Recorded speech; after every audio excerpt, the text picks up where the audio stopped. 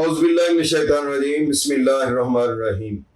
अस्सलामु अलैकुम ख़वातीन व हज़रात, मैं हूं आपका होम्योपैथिक डॉक्टर रिजवान साकिब और आपसे मुखातब हूं शमा होम्यो क्लिनिक लाहौर पाकिस्तान से।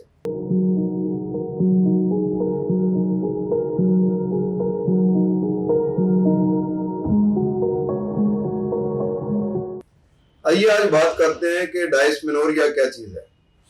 डायस्मेनोरिया, जिसको हम दर्द के साथ माहवारी का आना ये कह सकते हैं या पुरदर्द हैज भी कह सकते हैं। जब कोई बच्ची जो है वो 12 साल की होती है तो उसको आमतौर पर इस खित्ते में माहवारी आना शुरू हो जाती है। तो अगर उसको 12 से 16 साल के दरमियान में माहवारी आना शुरू हो जाए तो इसका मतलब है कि उसमें कोई प्रॉब्लम नहीं है, वो नॉर्मल जो है वो पीरियड में उसको ये हैज शुरू हो गया है। और अगर ये हैज 16 साल की उम्र के बाद शुरू हो तो इसका मतलब है कि वो एमेनोरिया यानी हैज का बंद होना या प्राइमरी तौर पर एमेनोरिया का मर्ज है उसको। हमारा टॉपिक जो है वो है डायस्मेनोरिया। डायस्मेनोरिया में ये होता है कि हैज 12 साल की उम्र में, 13 में, 14 में, 15 में, हद 16 साल की उम्र में शुरू तो हो जाता है, लेकिन होता क्या है कि इंतहाई दर्द के साथ आता है, शदीद पेन होता है और कमर में दर्द होता है, लोअर एब्डोमेन में पेन होता है, टांगों में दर्द होता है, क्रैम्प्स पड़ते हैं और इसके अलावा यह है कि बाज़ औक़ात ब्रेस्ट में भी दर्द होना शुरू हो जाता है और इसकी वजह से बुखार हो जाता है, सर दर्द होता है और बाज़ औक़ात यह है कि इस कदर शदीद दर्द होता है कि खातून जो है वो नडाल हो जाती है।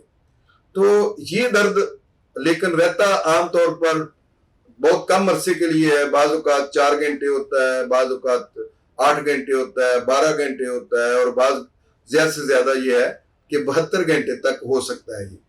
तो ये हैज़ के शुरू होने से पहले, यानी मैंने बताया कि हैज़ के शुरू होने से, माहवारी जारी होने से कोई 4 घंटे पहले या 8 घंटे पहले या 12 या मैंने बताया कि 72 आवर्स पहले जो है इस तरह का शदीद दर्द होता है। तो दर्द की कैफियत तो बेशक एक लम्हे के लिए भी हो तो वो इंतहाई तकलीफ होती है और बड़ा परेशान कुन होती है। तो खुदा न खास्ता अगर किसी बच्ची को अगर इतनी ज़्यादा दर्द हो माहवारी के दौरान में तो वो बेचारी बहुत नडाल हो जाती है और उसके सारे मामूलात डिस्टर्ब हो जाते हैं।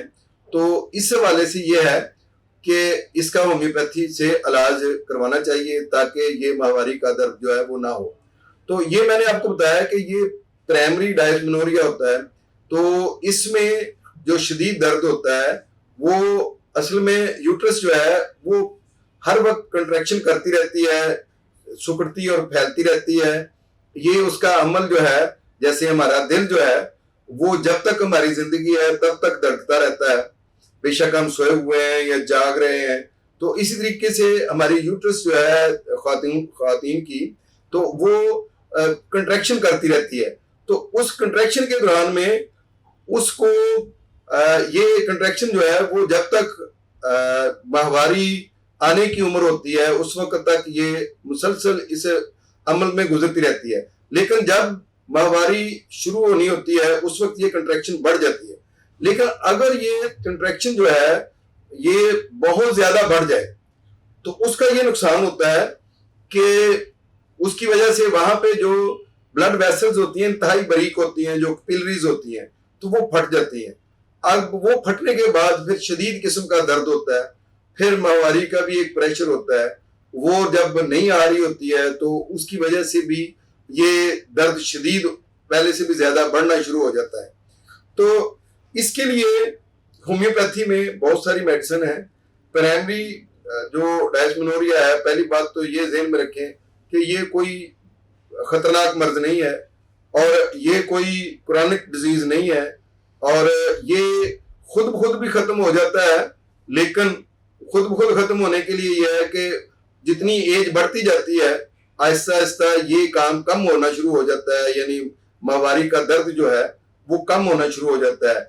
दूसरा यह है कि प्रेगनेंसी के दौरान ज़ाहिर है माहवारी वैसे नहीं आती और उसके बाद जब डिलीवरी हो जाती है, बच्चा जन्म देती है, कोई खातून जो है जन्म दे देती है किसी बच्चे को, तो उसके बाद तकरीबन ये दर्द जो है माहवारी के दौरान में जो होता है, डायस्मेनोरिया जो होता है, वो खत्म हो जाता है। अब रही बात के वो एज जिसमें बच्चियां जो है वो अभी अनमैरिड हैं और माहवारी का शदीद दर्द होता है, तो उसमें होम्योपैथी की कौन सी दवाई दी जाए? तो इसमें बहुत सारी अद्वियात हैं। सबसे पहले तो यह है कि जो ख्वातीन जिनका रहम कमजोर है और उसकी वजह से वो टांग पर टांग रखकर बैठती हैं और पतला जिस्म है, सांवला रंगत है, तो उनमें अगर डायस्मेनोरिया का मसला है तो उनमें सीपिया बहुत अच्छी मेडिसिन है। और कोई भी किसी भी किस्म का माहवारी का अगर दर्द हो रहा है, माहवारी के दौरान में डायस्मेनोरिया है, तो उसमें नीम गर्म पानी में अगर हम मैगफास्ट जो है, मैग्नीशियम फास्ट 6x में कोई 8-10 गोलियां जो है वो पानी में घोल के नीम गर्म पानी में दे दें, तो उससे फौरी तौर पर वो दर्द जो है वो कम हो जाता है और बाज़-औक़ात बिल्कुल खत्म हो जाता है। इस तरीके से हर दफा माहवारी के दौरान में जो दर्द होता है खातून को, तो उसके लिए सिमिसिफ्यूगा बड़ी अच्छी मेडिसिन है।